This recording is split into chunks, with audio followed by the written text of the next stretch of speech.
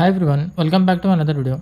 Today I'm going to show in this video how to fix Instagram login loading problem. So before going to start the video, if you're not subscribed my channel, please subscribe. So let's start the video. Guys, if you are facing Instagram login problem and your login is not working, then I will show you simple step you can try and fix this issue.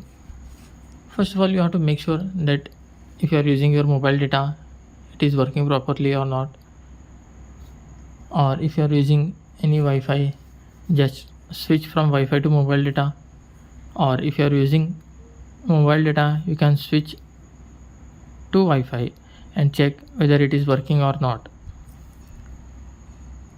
After doing this, still you are facing the issue, then open the Play Store, then search Facebook. You just need to update your Facebook app. After updating, then go back, tap on the settings,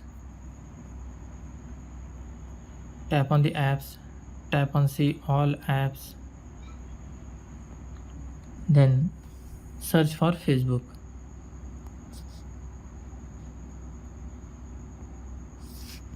Tap on the Facebook. Once tap on force stop, tap on OK, storage and cache, click here cache, then go back and restart your mobile. After restarting, hope your issue will be resolved.